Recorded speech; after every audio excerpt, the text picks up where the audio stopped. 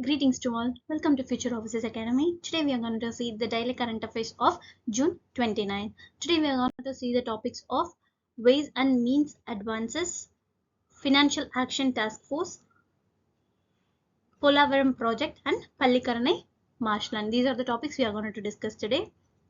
Our first topic is about Ways and Means Advance. Now we have to know about what it is. Ways and Means Advance are the futures of the Indian economy, that is generally called as WMA. It is a temporary advances given by the RBI to the center and the state governments to tide over any mismatch in receipts and payments. It was introduced in 1997 and comes under the section of 17 class 5 of the RBI Act of 1934. It was introduced to the end 4-decade-old system of ad hoc treasury bills to finance the central government deficit. States and center pay interest linked to repo rate on this withdrawals. The government can avail of immediate cash from the RBI is required, but it has to return the amount within 90 days. Interest is charged at the existing repo rate. If it exceeds 90 days, it would be treated as an overdraft. That is, the interest rate on overdraft is 2 percentage points more than the repo rate. It is not the part of fiscal responsibility and budget management act. Budget management act, that is FRBM, because they paid within the year itself.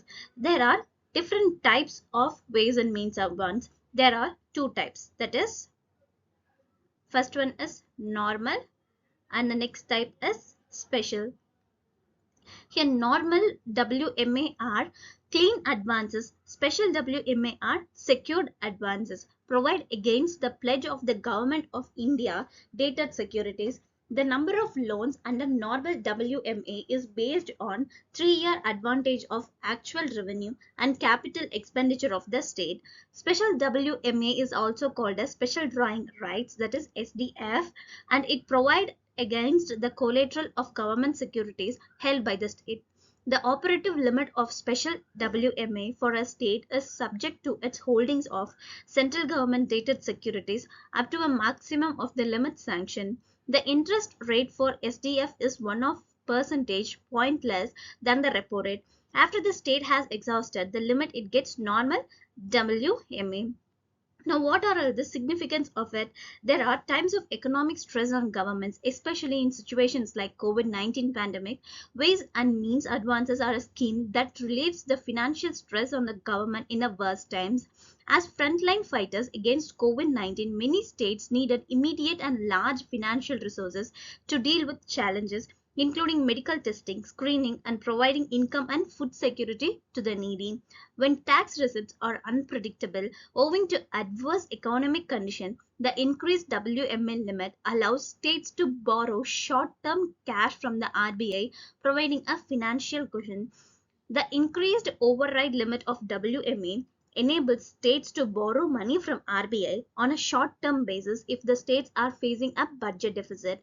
Here, WMA funding is cheaper than borrowing from markets or other schemes because it has longer maturity date and its interest rate is also lower. It can be alternative to raising longer tenure funds from the markets, issuing state government securities, or borrowing from financial institutions for short-term funding. Now, what are all the concerns have been seen?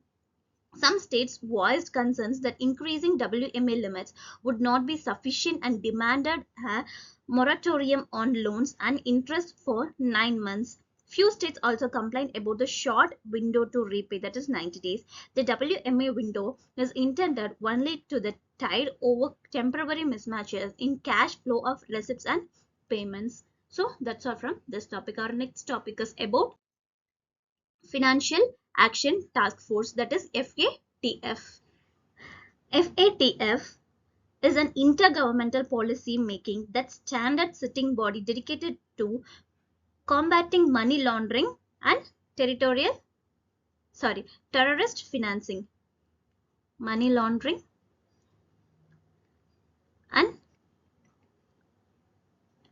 terrorist financing. Its objective is to establish international standards and to develop and promote policies both at national and international levels to combat money laundering and the financial of terrorism. It makes recommendations for combating financial crime, reviews members, policies, and produces and seeks to increase acceptance of anti-money laundering regulation across the globe. Now, what is the formation? It was established in 1989 during the G7 summit in Paris to develop policies against money laundering. In 2001, its mandate expanded to include terrorism financing. Its headquarters located in Paris, that is in France. Now we have to know about memberships. FATF members include 39 countries, including United States, India, China, Saudi Arabia, Britain, Germany, France, and European Union. As such, India became member of FATF in the 2010. FATF, as a part of its efforts, maintains two types of lists. That is, one is blacklist, another one is grey list. Countries known as non-cooperative countries or a terrorist, that is NCC TS, are put in a blacklist. These countries found or support terror funding and money laundering activities. The FATF revises the blacklist regularly, adding or deleting entries. And under the grey list, countries that are considered as safe haven to supporting terror funding and money laundering are put on FATF grey list. This inclusion serves as a warning to the country that it may enter the blacklist. These countries, North Korea, Iran, and Myanmar, are currently in FATF's blacklist. Now, what are the consequences of being on the FATF blacklist? No financial aid is given to them by the International Monetary Fund, the World Bank, the Asian Development Bank, and the European Union. They also face a number of international economic and financial restrictions and sanctions. So that's all from this topic. Our next topic is about POAM Project. It is an under construction multi-purpose irrigation project on the Godavari River in the Eluru district and East Godavari district in Andhra Pradesh. So the project has been accorded national project status by the Union Government of India. Its objective is to development of irrigation, hydropower and drinking water facilities in East Godavari, Visakhapatnam, West Godavari and Krishna districts of Andhra Pradesh. The project envisages the generation of 960 megawatts of hydropower drinking water supply to the population of 28.50 lakhs in 611 villages. The ultimate irrigation potential of the project is 4 lakh 368 lakh. The project implements the Godavari Krishna link under the interlinking of rivers project.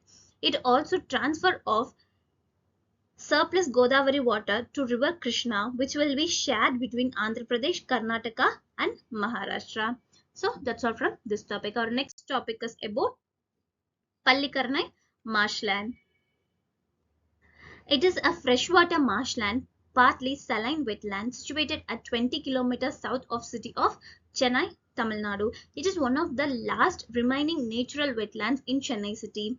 It serves as an aquatic buffer of the flood-prone Chennai and Chengalpattu districts. It drains an area of 250 square kilometer encompassing 65 wetlands through two outlets and falls into the Bay of Bengal. On the eastern periphery, the marsh is flanked by the Buckingham Canal. Parts of the marsh are well below the mean sea level and qualify as low-lying basins. It is one of the Ramsar sites.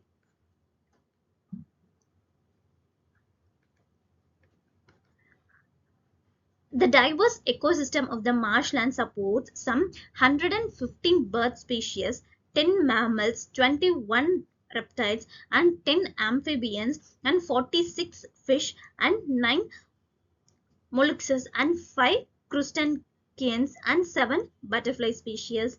These include Notable species such as Russell's viper, already we have discussed this about in a current affairs video, and birds such as glossy apes, gray-headed lapwings, and pheasant-tailed jacana. So these are some of the notable species seen here. Although tropical in bioclimate, the influence of the Bay of Bengal has been significant on the marsh. Dramatic changes in the hydrology and biodiversity witnessed annually may be attributed to the maritime influence and the vagaries of the northeast monsoon. So that's all from our today's topics. To read this document, you can visit our website. Our website link have been provided in the description. To get more daily current affairs videos, follow our YouTube channel, also our Telegram channel. Thank you.